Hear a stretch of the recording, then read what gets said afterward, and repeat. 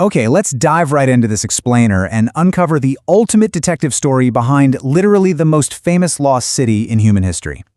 We are all pretty familiar with the myth of Atlantis, right? The super advanced utopian civilization that supposedly got swallowed by the sea in a single day and night. For centuries, explorers, archaeologists, and dreamers have been scouring the ocean floor looking for its sunken ruins. But what if we've been looking in the completely wrong place this whole time? What if the true location of Atlantis isn't somewhere at the bottom of the ocean, but actually buried within the pages of ancient Greek philosophy? Let's start with a massive hook here. What if everything we think we know about this sunken civilization is just a huge misunderstanding of a brilliantly designed philosophical tool? Like, what if Atlantis was absolutely never a real place that got lost, but instead a purely fictional place deliberately invented to teach us a lesson? It's a total paradigm-shifting question, and it really changes how we view one of humanity's greatest legends. To figure this out, today we are drawing our evidence from a phenomenal book by Dr. Steve P. Kershaw called The Search for Atlantis, a history of Plato's ideal state. We're going to trace the true historical origins of this incredibly powerful narrative. Kershaw does an amazing job peeling back all those layers of myth to reveal the actual historical and political realities that birthed the Atlantis story in the first place. So, the absolutely crucial point we need to establish is this pretty shocking fact. Before the 4th century BC philosopher Plato introduced it in his dialogues, the island of Atlas simply did not exist in Greek literature. Period. Homer, who gave us the Iliad and the Odyssey with all those fabulous mythical islands, he never mentions it. Hesiod doesn't mention it. Even Herodotus, the so-called father of history, who traveled everywhere and literally wrote down every single myth and marvel he heard, says absolutely nothing about Atlantis. The very first time it pops up in human history is in the 4th century BC, in Plato's writings. It's kind of the ancient equivalent of a brand new blockbuster franchise, just dropping out of completely nowhere. This brings us to part 1, mythical lands, blurry maps, and how the ancients actually viewed the world. To really understand Plato's prime motivation for inventing Atlantis, we first have to wrap our heads around the kind of blurry map of antiquity he was working with. Ancient geography wasn't exactly Google Earth. The ancients had a totally different relationship with facts and fiction than we do today. For the ancient Greeks, literal, hard facts often took a backseat to the underlying moral or philosophical truth of a story. They didn't really have our strict modern divide between mythos, a story or a tale, and historia, an inquiry or history. To them, retelling these fabulous, over-the-top myths was a totally valid way of understanding deeper universal truths. Basically, understanding the morality of an event was way more important than getting the exact dimensions of a city right. And that ancient geographical mindset is pretty fascinating. Consider the world map based on the descriptions of Herodotus. It describes a world super neatly divided into Europe, Asia, and Libya, surrounded entirely by this mythical river called Oceanus. It's a very structured, almost conceptual way of looking at the globe. And you know what's notably missing from that worldview, or from any of Herodotus' writings about the edges of the earth? Any mention of Atlantis whatsoever. The thing is, Greek writers constantly blurred the lines in their geography. On one hand, you had purely mythical lands, like Hyperborea, supposedly this paradise beyond the north wind, or Calypso's island, Ogygia. But then on the other hand, you had real, physical places that were heavily mythologized. Like even decades after the Romans actually conquered Britain, writers like Tacitus were claiming the western side of Britannia faced Spain. They treated real, physical places with the exact same vague, mythical reverence as entirely fictional lands. Oh, and they absolutely love to exaggerate just for dramatic effect. 24 million. That's the absurd volume in cubic meters of the walls of Babylon, well, at least according to Herodotus. He claimed these walls were 100 meters high and 25 meters thick. That creates a structure so massive, it literally defies the laws of physics and ancient engineering. But that's the point. It proves that ancient writers routinely use staggering scale and impossible dimensions purely to make a point about power and grandeur.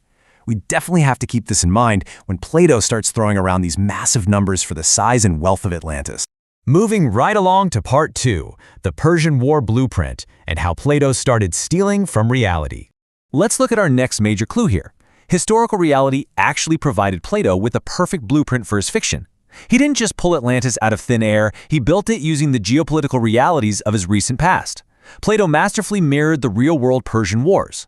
In his story, he casts a fictional ancient version of Athens, let's just call it Paleo-Athens, as this heroic, virtuous underdog standing completely alone against a massive invading empire. That invading empire is Atlantis. Atlantis is depicted as a decadent, obscenely wealthy, imperialist aggressor with just overwhelming numbers. And this is a direct, deliberate parallel to the real-world clash where the much smaller Greek forces miraculously defeated the colossal Persian Empire at famous battles like Marathon and Salamis. Now, what's really fascinating is how Plato seemingly copy-pasted details from actual Persian cities to construct the luxurious, terrifying capital of Atlantis. For instance, from Herodotus's descriptions of Babylon, Plato borrowed the massive canals, the bronze gates, and the rigid geometric layouts. And from the real Persian capital of Ecbatana, he took the idea of concentric circular walls. Ecbatana had 7 of them, plated in varying colors, including silver and gold. Plato is basically taking the known, terrifying imagery of the real-world Persian enemy and using it to make his fictional Atlantean enemy feel super visceral and threatening to his Greek audience. Okay, part 3, hubris and real disasters, the fall of the ideal state. So why did Plato feel the need to invent this massive cautionary tale in the first place? Well, we have to look at the really dark descent of his own beloved city. Over just a few generations, Athens completely lost its way. They transformed from being the glorious saviors of Greece during the Persian Wars into this tyrannical maritime empire themselves. They formed the Delian League, which was originally just an alliance, but they quickly turned it into an Athenian empire, ruthlessly subjugating their own allies. This incredible hubris eventually led them into the devastating Peloponnesian War against Sparta, which culminated in their total defeat and surrender in 404 BC. And that was exactly the time when Plato was coming of age. He literally watched the city he loved destroy itself through pure arrogance. And it wasn't just military defeat, it was a total moral collapse. In 430 BC, a horrific plague struck Athens. As the historian Thucydides recorded, this devastating plague wasn't just a medical disaster. Historians framed it as a catastrophic breakdown of morality and piety. People figured they were going to die anyway, so they just abandoned the law, abandoned the gods, and pursued immediate selfish pleasures. This profound moral decay was a theme Plato completely obsessed over. And it's exactly the kind of moral decay that infects the Atlanteans in his story right before the gods destroy them. The arrogance of Athens really hit its peak in 416 BC at the island of Melos. The Melians just wanted to remain neutral in the war, but the Athenians sailed up and delivered a totally chilling ultimatum. It perfectly captures that super dangerous, might-is-right hubris that had entirely infected the Athenian mindset.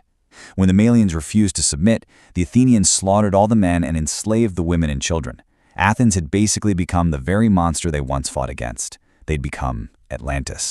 And then came the ultimate disaster, the Sicilian expedition in 415 BC. Driven by sheer greed and irrational ambition, Athens sent a massive naval armada to conquer Syracuse and Sicily. And it was an absolute catastrophe.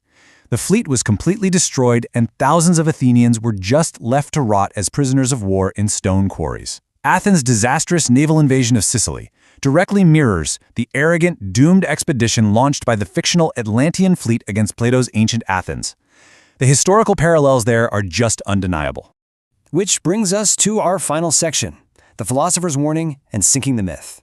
So all the pieces of our detective story are really coming together around our prime suspect, Plato himself.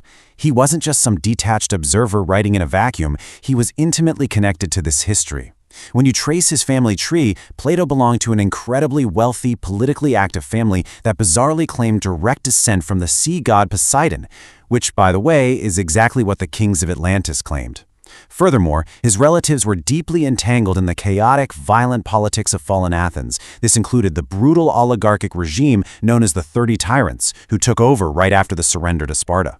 Plato saw firsthand the absolute ruin that extreme political ambition brings.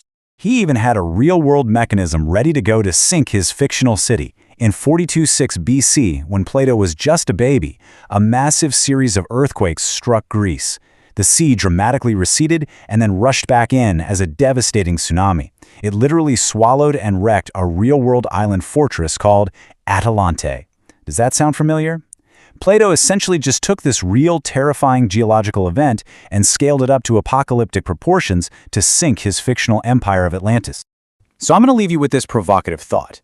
If Atlantis was never a real place, but rather a brilliant philosophical mirror designed by Plato to warn his fellow Athenians and future generations, frankly, about the absolute dangers of imperial hubris, greed, and moral decay, what does our relentless obsession with finding literal golden ruins at the bottom of the ocean say about us? By searching the seafloor for broken rocks, Have we completely missed the profound moral warning Plato is actually trying to teach us?